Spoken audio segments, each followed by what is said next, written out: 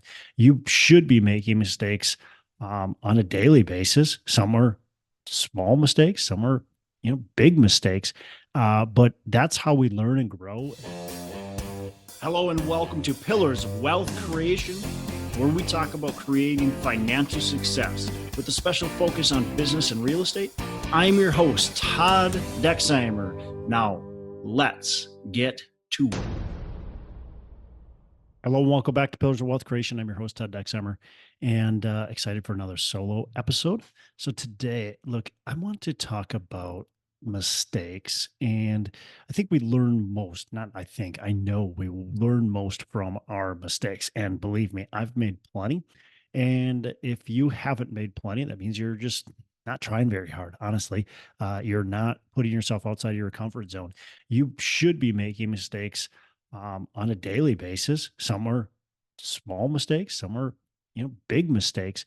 But that's how we learn and grow. And if we're not challenging ourselves, if we're not trying to push to the next level, then yeah, we don't make a lot of mistakes. But if you're anything like me, anything like most entrepreneurs, you are always trying to get to the next level. You're always trying to push your boundaries, and that means mistakes are inevitable.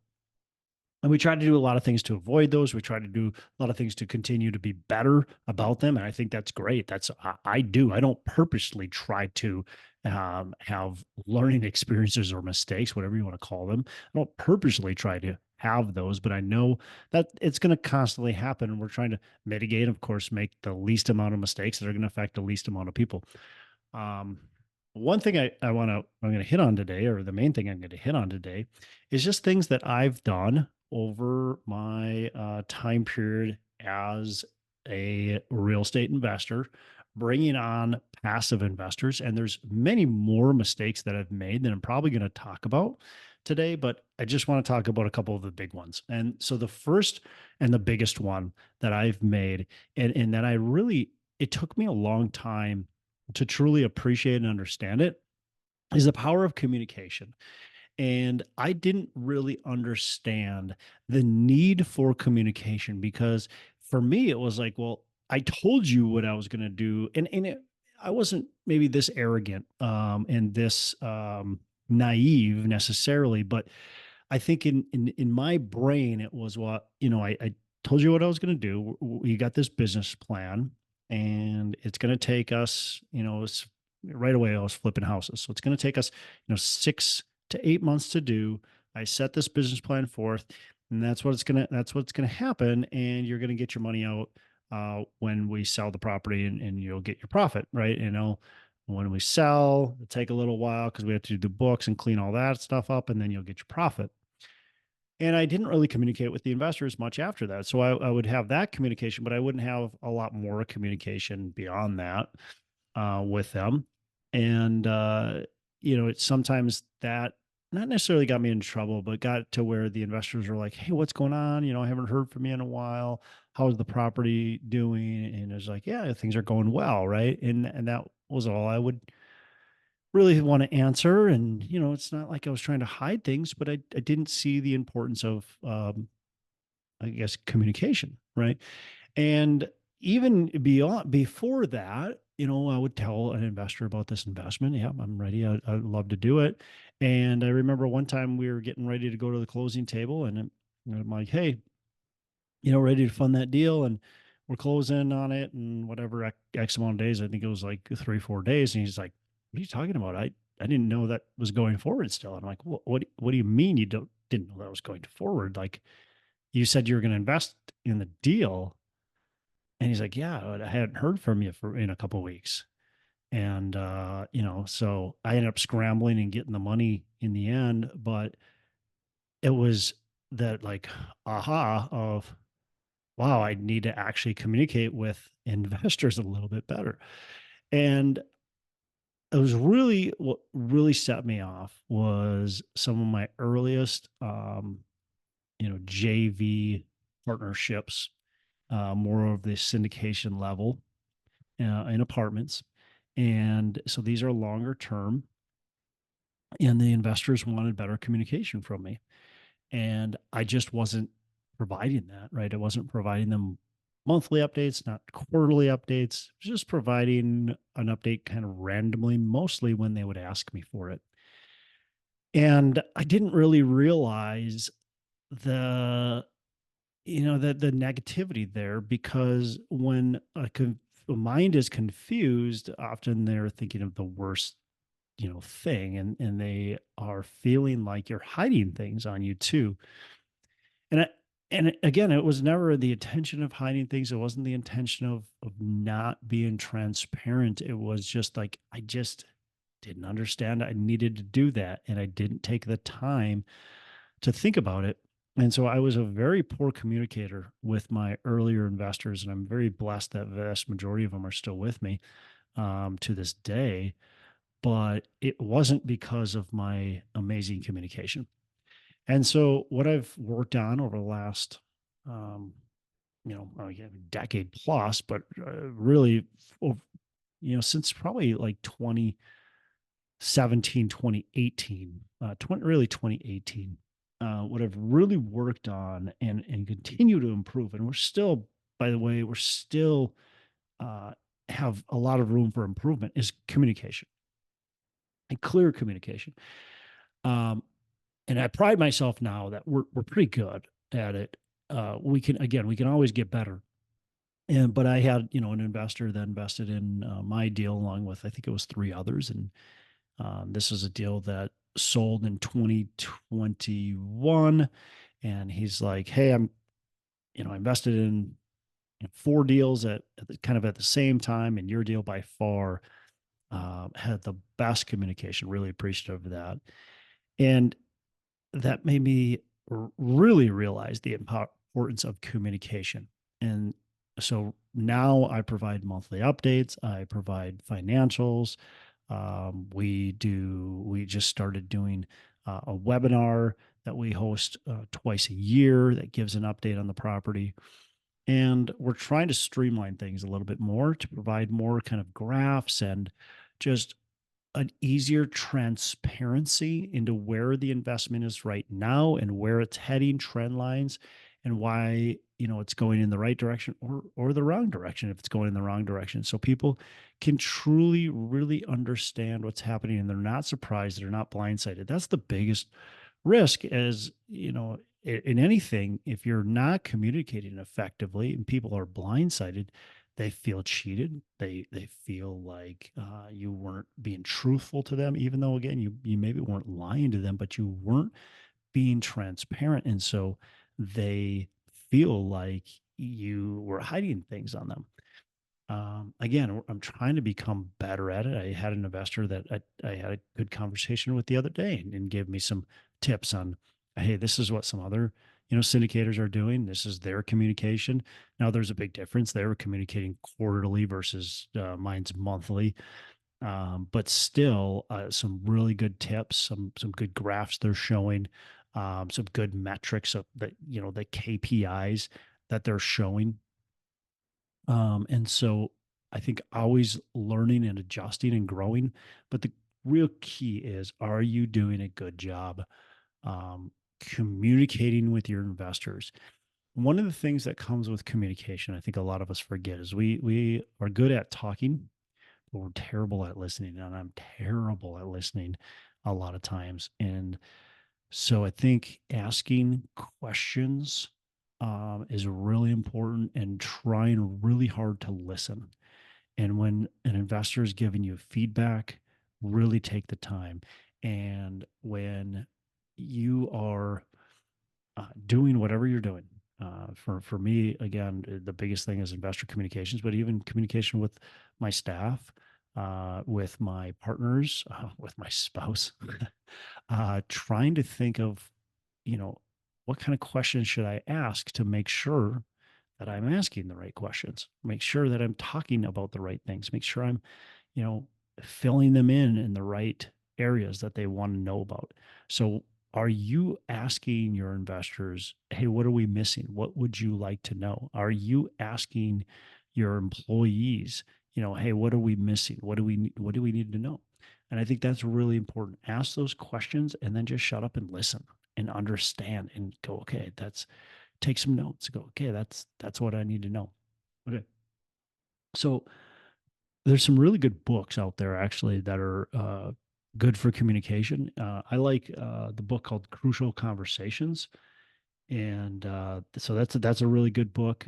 Never Split the Difference is another great book. There's a book called Just Listen. That's a good book. And then when we're talking about communicating, actual act of talking, so those first books talk a lot about listening. They also talk about communicating too, talking too. But the next books are more about talking, less about listening, but they're about how you present. And so building a story brand and unleash the power of storytelling. Both really good books about telling a story. And I think it's really a lot easier for people to understand what you're trying to communicate with them if you can be relatable. And so that's really important, especially as we're talking with employees, or we're talking with a new investor that we're trying to talk to them about our vision and our company. And if we can just tell stories, one thing that we try to do, and again, always try to work on improving, but we try when we're talking to investors about an opportunity, we try to tell the story, right? We spend 30 minutes on, the storytelling about the location, the business plan, that type of stuff. And we spend more like 5 to 7 minutes on the numbers, on the financials, because the story leads us to believe the financials. If we're just talking about the financials without a story, it's hard to believe the financials. Some people will believe it, but that's not most people. Most people aren't the engineer type where that's all they want to hear about. Um, with communication comes making sure that your reports are clear, they're concise. One thing that we have struggled on, and to our own fault, and sometimes maybe out of our own control, but it's K1s to our investors. And so come tax time, by the end of March, you should have tax returns, K1s to all your investors. Sometimes we haven't communicated clearly enough that they're going to be late. And of course they are late. So that's just not good communication. That's not good reporting to our investors. So trying to improve upon, something like that. I'm struggling right now. I've got 3 different properties. We got our K1s done on almost all of our properties. But we've got 3 properties that we're still to this day waiting on K1s. I actually fired our CPA because they couldn't get our K1s done. Now hired a new CPA that's working on those K1s. Hopefully they're done quickly, but frustrating because investors are frustrated. I'm frustrated. We had to fire a CPA. It's like you've got, but it's still on your shoulders. You've got to hold yourself accountable and say, okay, what can I do next to improve upon that? One thing that I also do, and I think a lot of entrepreneurs do this, and you probably listening do this as well. When we become knowledgeable in something, it's really easy to just assume everybody else knows it. Everybody else knows it, right?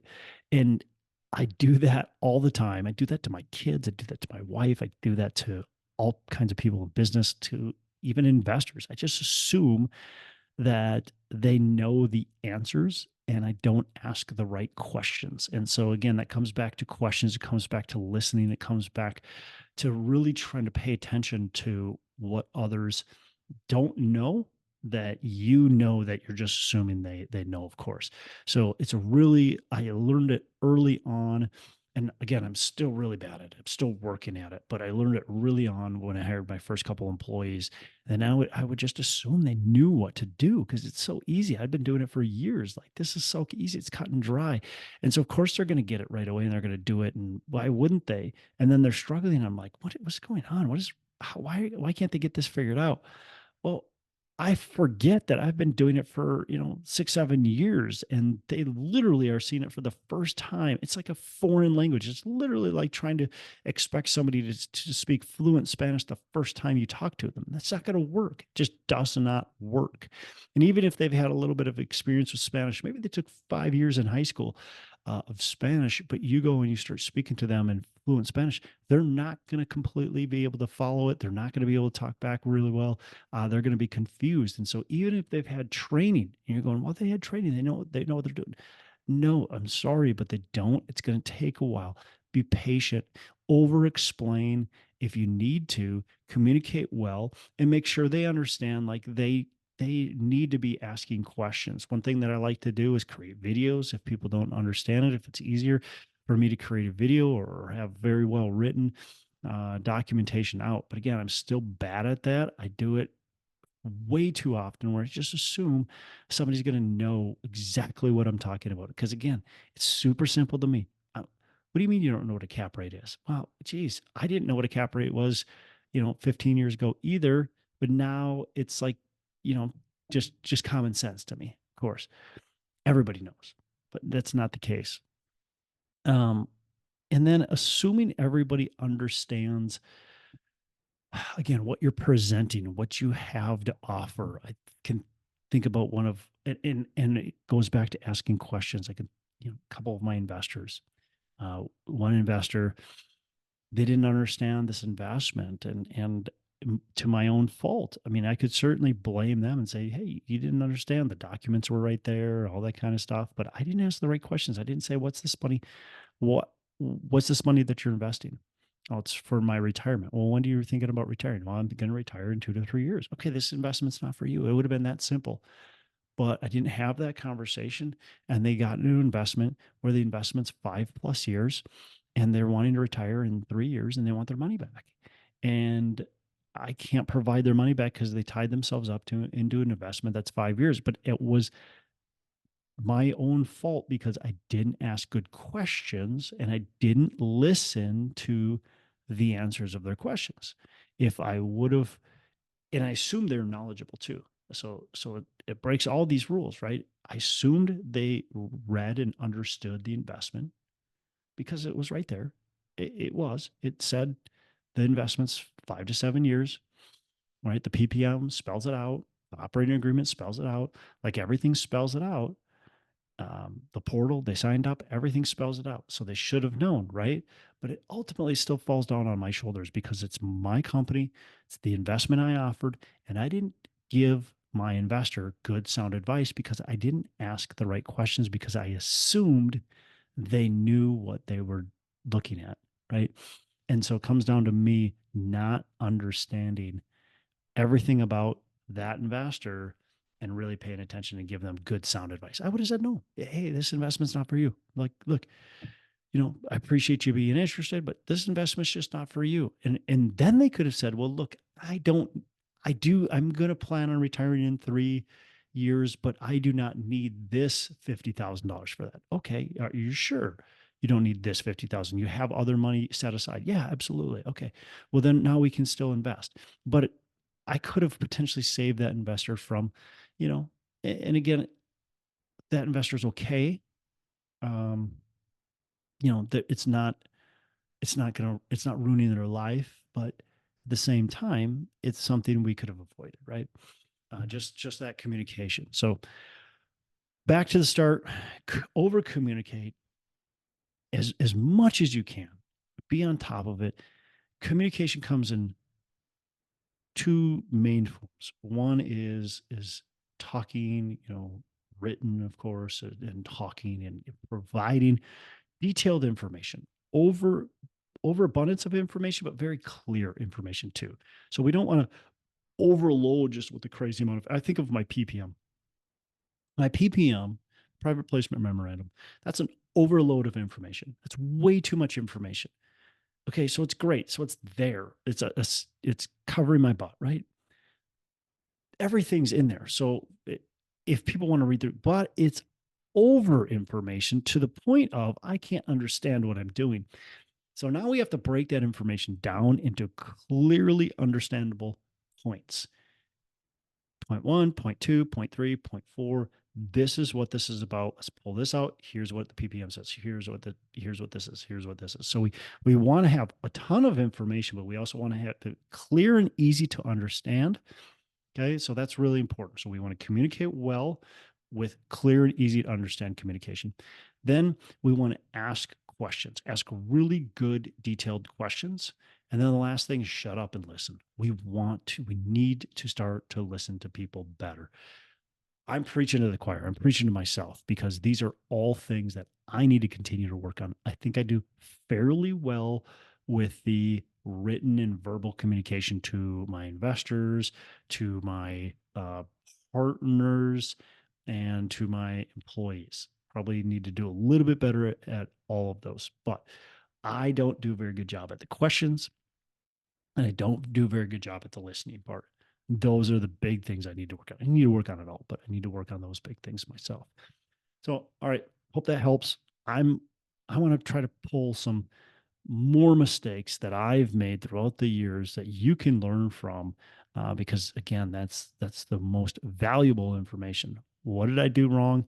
How can you benefit from my mistakes and maybe not make the same mistakes? You'll make your own. Don't worry about it. You'll make plenty. But if you can avoid a little bit of headache and heartache, that's a good thing. Hey, thanks so much for listening. I appreciate you being a loyal listener.